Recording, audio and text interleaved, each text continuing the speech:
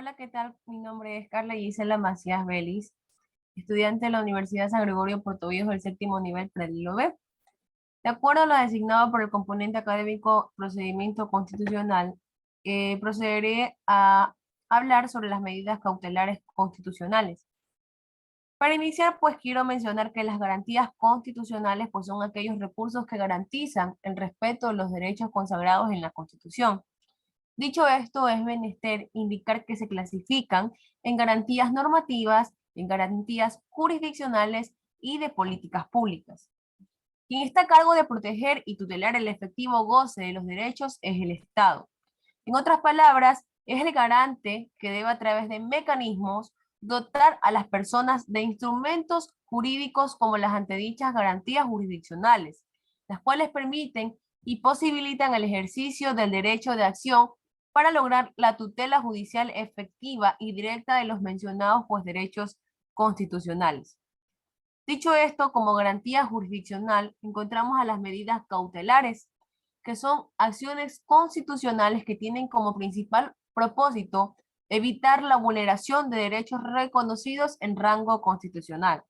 En este sentido, pues Cisneros 2014 sostiene que las medidas cautelares son una garantía para precautelar los derechos constitucionales que se encuentran en riesgo de sufrir una vulneración, ya sea por la acción u omisión de una autoridad pública o un particular, y así evitar la consecución de daños irreversibles.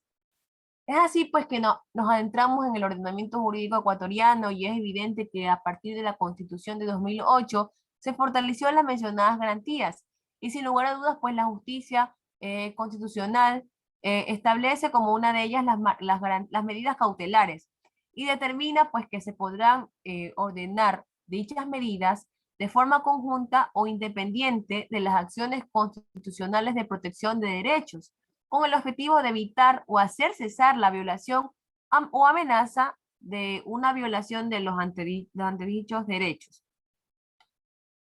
Concordante a ello, pues encontramos la Ley Orgánica de Garantías Jurisdiccionales y Control Constitucional, la cual establece que las medidas tendrán por objeto, pues, evitar o cesar la amenaza o violación de los derechos reconocidos en la Constitución y en instrumentos internacionales sobre derechos humanos.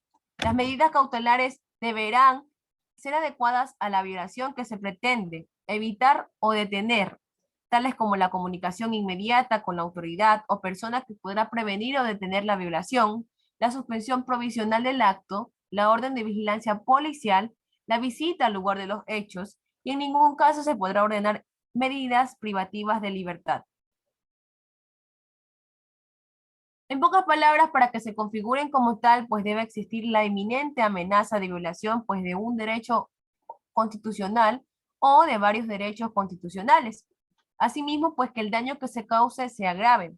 Adicionalmente, pues esta ley de garantías establece que las medidas cautelares pues tienen como finalidad prevenir, impedir o interrumpir la violación de un derecho, salvo los casos en que la ley dispone lo contrario. Así está pues la acción de protección, el habeas corpus, la acción de acceso a la información pública, el habeas data, la acción de incumplimiento, la acción extraordinaria de protección y la acción extraordinaria de protección contra las decisiones de la justicia indígena. Estas pues se regulan conforme al capítulo de la Ley Orgánica de Garantías pues jurisdiccionales y control constitucional.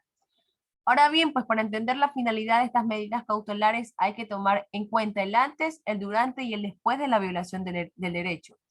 La medida cautelar debe operar siempre antes de la violación del derecho, pues la idea es que se prevenga, que se provoque este daño antes de la vulneración o vulneración del derecho.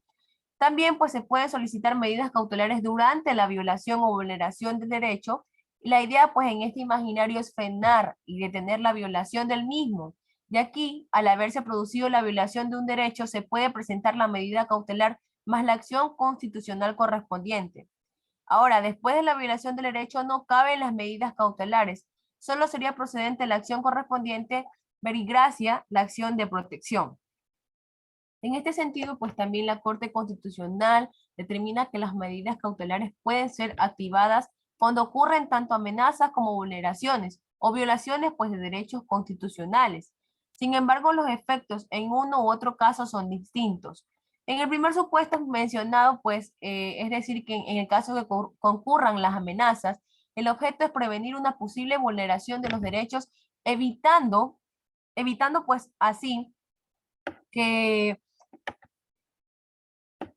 sucedan pues los hechos que se consideren atentatorios a derechos.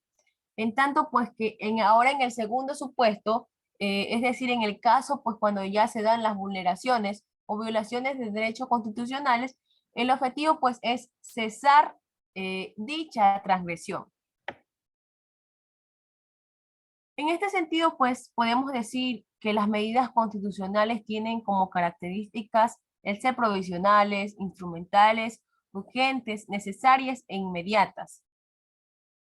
Y en conclusión, pues podríamos decir que queda claro pues que las medidas cautelares, sin lugar a duda, pues son un instrumento que permiten actuar como activistas para la protección de los derechos que se encuentran, como ya lo mencioné, en la Constitución reconocidos y en instrumentos internacionales de derechos humanos, con el fin o con el propósito de cesar o evitar que se produzcan daños de los derechos. Por tal motivo, pues al ser establecidas como garantías jurisdiccionales, pueden ser solicitadas por todas las personas o, como ya mencioné, un grupo de personas, evidenciando pues que el Estado es el responsable de garantizar esa protección a los mismos. Hasta aquí mi intervención. Muchísimas gracias.